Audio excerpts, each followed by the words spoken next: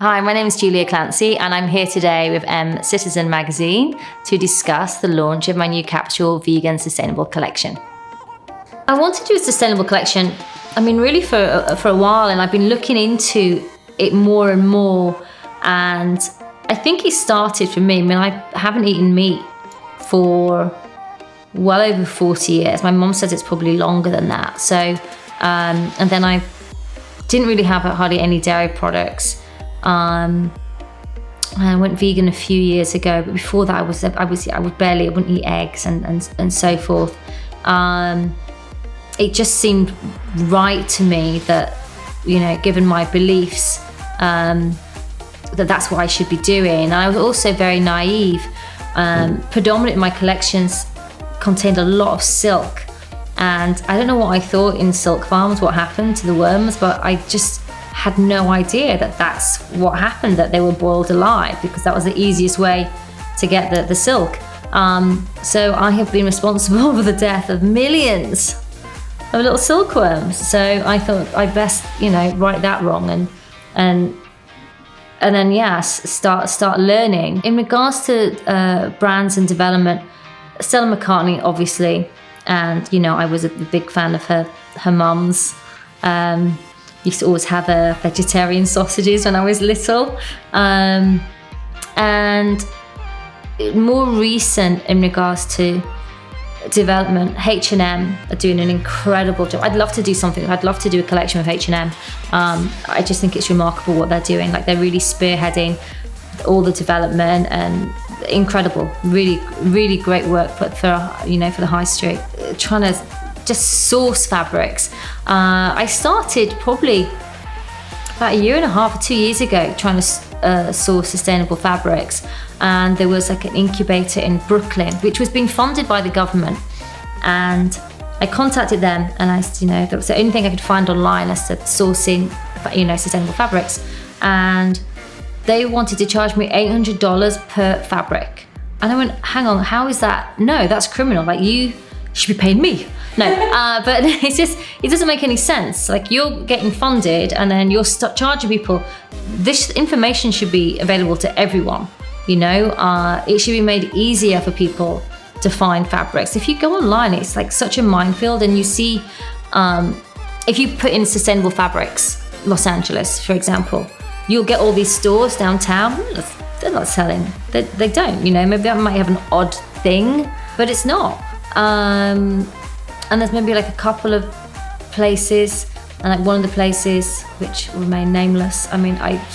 For months and months and months, I couldn't get any samples off them, and then finally they sent something that was completely wrong. So it has been, a challenge. I went to Sustainable Fair in London, and they had some great fabrics, but the problem was that there was nobody from the companies there. So you've got all these stands with these little hangers of fabric, and with tiny little stickers on. It was just a nightmare. Do you know what I mean? Then it was people, the rails were collapsing. It was packed. There were so many people there. Like, people are really interested, which is great. And there were a few cool, companies which I've stayed in touch with. One in the Netherlands who does incredible velour. But trying to get the velour, the communication is very difficult. I'm like, I want the velour. I want, what's the price to get it into the US? Like, what's it going to cost? What's it landed? Like, all these things, they just kind of don't want to bother, and they don't know, and it's just, it's difficult. It'd be great to see, what's more available in the US. So you can source here, but there's just not much. For this one, I've got linen, hemp. The hemp's really nice, actually. I've got two different hemps. One of them's called hemp suede, and it's gorgeous. So I've used the hemp for masks, for turbans. I'm trying them out with these little kind of shorts, like a little culotte thing, and then I might do culottes with those. I'll just see how it works. I'm just testing that one out. I've got viscose, which I couldn't get in the US. So I got that in India, and I've got it with rose petal and with eucalyptus as well. Cupro. I'm going to call it Cupro anyhow. Or I call it like Cupro, and they go, no, what are you saying? Anyhow, I've got that, and it feels like a brushed silk after it's been pleated. But it's very difficult. It's really, really difficult to work with. The natural fabrics, like all the sustainable fabrics, with all the pleating I've done, are a nightmare. Like both factories, one factory totally refused in India, the other one did. They've had issues, some of it just hasn't worked out. My guy here was like, absolutely no way, it's not going to work, because they work with polyester, and polyester is just like, it's perfect for pleating. But I've made him, and eventually he's done it, and it's beautiful.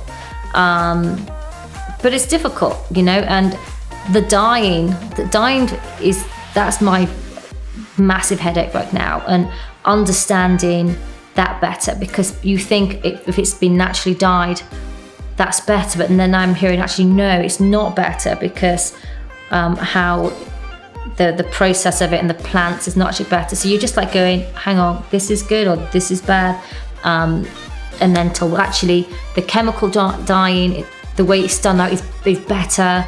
I think it's really about the amount of water that's used as well. There's just lots of learning, if you're a small, like independent brand like me, it's just there's just so much that you need to learn, and it'd be, and I guess it's still quite early. So in a few years, I think it's gonna be a lot easier for people. It'll just be like, okay, this, and you'll know. But right now, it's just you're kind of treading on eggshells, trying to do the right thing, but kind of not, but at least trying. I do lots of embroidery, so I thought, right, okay, no more sequins. I'm only using what I've got in stock, and then that's it. And no more plastic beads, because the bugle beads that I use, we'll use glass. I'm thinking, that's got to be better, right? And then I said, actually, no, glass doesn't, it's not biodegradable. But then in the same breath, I'm thinking, well, not everything needs to go in the garden, be broken down. If something's made really, really well, I design things to be handed down for generations, So yeah, there's a little bit of you can kind of really beat yourself up about everything that you're doing, and with packaging and with everything, it's just this constant journey. But I think as long as you're sort of trying, it will get easier. Yeah. One hopes. I think it started when I was little, and it was like the whole, with recycling. I might go crazy if my mum didn't recycle. If people didn't recycle, it was just insane. So I would be the one that would take rubbish, home. Like I still will. I won't put rubbish in a bin. I'll take it home and recycle it. Like even at Trader Joe's, the receipt, I'm like, you recycling that? Give it to me. I can't help it. Just how I am. So with the fabrics, how that started, I went to the factory and they were cutting it was literally one of these caftans, and along the length of was all this waste. So I just went, well, that's crazy. And he was just like going to put it in the bin. I went, no, what are you doing? So we made this long scarf out of it, and then the scarf turned into a turban, and then that's how that side of the business all developed from waste, and making it into something. But then, such was my OCD that I just went, you know what, I just can't even, not even a scrap of fabric can go, I can't deal with throwing any of it out.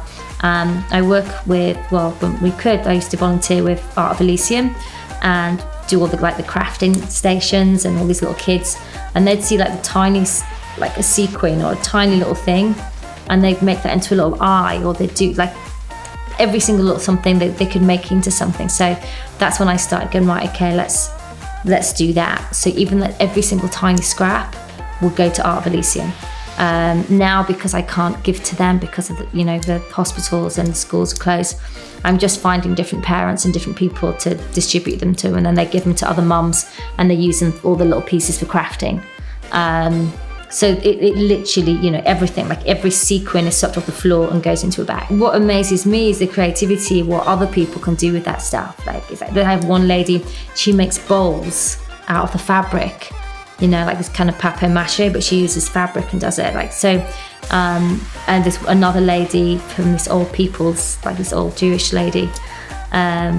She's beautiful, like incredible painting, and she used some slithers of sequins and just put it around the neckline and highlighted. I mean, it was just stunning. So it's, for me, I love seeing the creativity of what other people can do with like tiny bits of fabric, you know? I think that's a really beautiful thing. And I tried to get more designers involved, and a lot of them were kind of receptive to it, but it's been like the manpower of organising it, and you know, it's kind of like a full-time job managing everyone and distribution, especially now. It's just so difficult with COVID to do that. Packaging's been a real challenge, because when I'm selling to stores like Matches and Harrods, and they have very strict guidelines when you're sending goods, that they need to be in these clear plastic bags even with things to, you know, it was so descriptive that it had to say, you will suffocate, you know, do not suffocate, you know, for children. It had to be in a certain size font, like, it really had to be like, you get fined, but it's in plastic. And I'm like, you know, this is insane. Like, I don't want to be using all this plastic, because they do it and then just go. So what I started doing, and I couldn't do it for everything, but what I started doing with some of the, I was doing these eye masks and headbands. I started doing these little envelopes, so like the clear plastic, it's recycled plastic. And I started making out of those, so then I could put all the labels and all the information, they could see it, but they wouldn't throw it away because it was in a gift box. But then, you know, and then a lot of the times the customers want to keep that. I just had some more made, and it was a real challenge for me, because I don't want to use these. I don't want to use any plastic, even if it's recycled plastic. I don't want to use it. But the challenge is that now I'm putting all these little face masks in. You know, it's great that people can see the product and they're not going to touch it.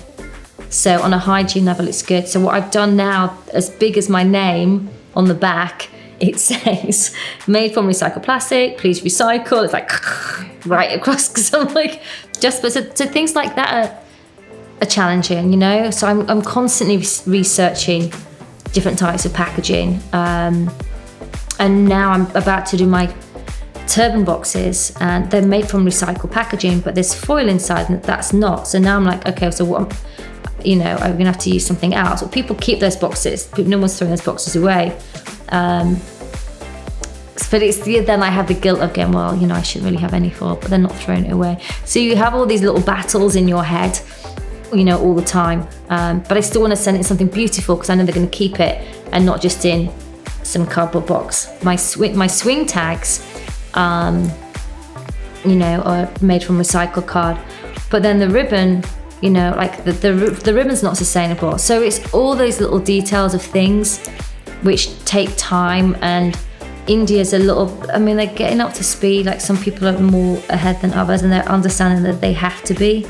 But, you know, even like my labels for the sustainable line, I said, look, I can't put the satin labels in. We all need labels. So we're just working on getting that done. I said, but then what's the thread? Like, the thread needs to be, you know, so it's just constant research and getting people to think about it. But even like the recycled mask boxes with the recycled plastic, I received them and they've got a layer of plastic over every single one. So what the hell's the point? Do you know what I mean? So, I mean, it protects them and keeps them shiny, but I'm like, there's better ways of doing this. Like, we should not be putting this plastic on. And then there's all that waste. You know, the new sustainable collection, the aesthetic of it is really follows on from some of the first designs I ever did. Actually, one of the dresses is a complete duplicate of something that I did for my label before I called it my name. It's called Willie Mae. So it's like a long time ago. I did a whole pleated collection, and it's the Coco dress. And it's my little Coco clown dress, and I love it so much, and it's just come out so well. So there's some of my archive pieces I've introduced back in, and actually, yeah, there's a lot of some of my favorite dresses I used to even wear as a teenager. Like, some of that's kind of come back in. You know, I got like a little puff ball with all these ruffles in linen. I've actually got some organic terry as well. So the organic terry I got from California. That's actually made in California, which is great. So I got some caftans, and as well as what I've introduced this time, I think it's a lot of the time I design what I want to wear, and I design, you know, if I'm wearing something a lot and I haven't designed it, why am I not designing it? You know, so I have like little skirts and little wrap things that are really comfortable to just be around the house in if I'm working or I'm going to pop out, like really easy pieces.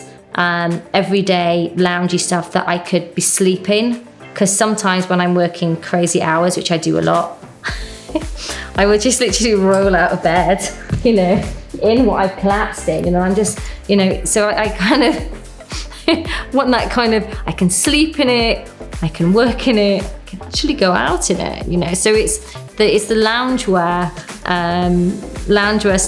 sleepwear, you know, so there's definitely an introduction of that this time, and some of the pieces, is unisex the right word? Some of the pieces are, because I've got this ballet dancer who's the Bolshoi, trained at the Bolshoi for a year, who's Colombian. I did some fittings on him because I want to do some filming with him. So I said, look, you know, I want this, but let's see if this fits you, because there's more and more of that, you know. I just think now, like so many of my clients identify, well, it's like a real mixture now. I think gender now it's just, no one really cares anymore, you know. So I have so many guys that wear my stuff. I wanted to do something which kind of flowed between the two. So there are a few pieces. We'll see, because I always get asked, like, when are you going to do menswear? And I said, my God, it'll be campus Christmas if I do menswear. So for me, it's like finding a few kind of nice little basics. We'll see. You'll see. Some of the stuff is, some of the ruffle pieces remind me of the big blouses that you know, the guys used to have way back in the day with their little quills and, you know, writing poems. There's a real mixture of stuff, and it's very romantic. I wanted to take away, when people think of sustainable clothes, a lot of the time, and when you mention fabrics like hemp, you just think, oh my God, everything's going to be like green or like beige, like sacks. And it normally is, to be honest with you. Like a lot of the time you look at collections and everything's just like a row of linen, and it's just like, oh, you know, it's a little bit dull. Although there's no colour in this collection. So that's been, you know, a first for me. I've got tassels, however, like these are organic cotton, and I've got them, quite a few of them which are natural dyed, so I can add elements of colour in, and as I learn more and source more like the velours in the future, then the colours will start coming in. In regards to getting it dyed here, you've got massive dye minimums, and then I'm not really sure that how it's been dyed is the best way, you know, for it to be dyed. I mean, there's incredible development in California in the denim industry. I watched this, it's a remarkable documentary called The River Blue, and I think it's on Hulu, and if you just go online for The River Blue and you pay like $3 to watch it. But I went to go and see like the preview of that, and it was just astonishing. Like even more so, it just made me go, right, actually, yeah, I need to really kind of work this out. But they were doing, they were lasering, so all like the faded denim, because, you know, that's like the more faded it is, the worse it is, because it's been washed so many times. It uses so much water, and they were getting that faded denim and that whole kind of look by putting it into this giant machine, and it was lasers that were doing it. It's bananas. And that's a guy in Los Angeles that's developed that and done that. But colour is on the horizon. I just need to figure that bit out. This line, I mean, I was starting to do a few little bits, and my friend said to me, Julie, you've got to like just push forward and really make this, you know, that I know that's what you want to do. Like you've got to, you know, do a sustainable collection and do it, you know, vegan, blah blah. I said, oh no, okay, yeah, I'm gonna force it and make it happen. And I wasn't really sure exactly what I was going to do, because I've been doing lots of caftans, But I thought, what if I just do like really plain caftans? It's going to be a little bit boring. So I wanted to do something a little bit more exciting. The fact that the issue is going to be about mental health, I had been thinking already, because of this Coco dress, that I wanted to do something based on Pierrot dolls, or like inspired by Pierrot dolls, and with the mental health brought in. And that, to me, it just kind of inspired me that we could touch upon so many different moods and emotions and different things by doing that. So then I actually based the collection around the Pierrot doll, so that we could kind of emulate different moods through it. And the people that I wanted to bring into the shoot also inspired me. And then with the clown and the different emotions that clowns, you've got your happy clowns, you've got your, all these different things. I just thought it'd be really beautiful. So we've got incredible dancers, and just knowing them, they inspired me. And that's how all the team came together, like Pedro and Albert. When I told them about that, they were just like, oh my God, we love Pierrot dolls. You've got these great artists like doing all the backdrops, and yeah. So it was like it was like one thing that inspired another thing. This collection came together really, really fast, Normally the inspiration is me. I think, what am I going to wear? But if you don't like what you design, then that's insane. I've never understood people that design and go, this is for, I'm like, well, if you're not going to wear it, who's going to wear it? I think one thing that we need right now, and I'd love to see, is a platform where we can all help and advise each other. The one thing that I find a little bit disheartening with some of the big luxury brands, or even the big high street brands, as much as they're doing this incredible development, there's no access for people like myself, or other young designers, or established designers, whoever, to really have that, to learn from that. And I did actually contact I'm trying to think who it was now. Someone I won't say who the brand is, but very well known. And they were just not giving it any information, because I wanted to know about this fake fur that was now someone's developed a sustainable fake fur, and I went, oh my God, let me know. I'm like, no, if people should be sharing. I have, if any designer wants to know about where I'm getting my fabrics from, or sourcing of questions, I'm totally fine with that, because the more we get people using it, the more the prices will come down as well, which is is an issue. But I'd love to see a platform where we can all help each other, and learn. I'm constantly discovering things, and it would be nice to share that.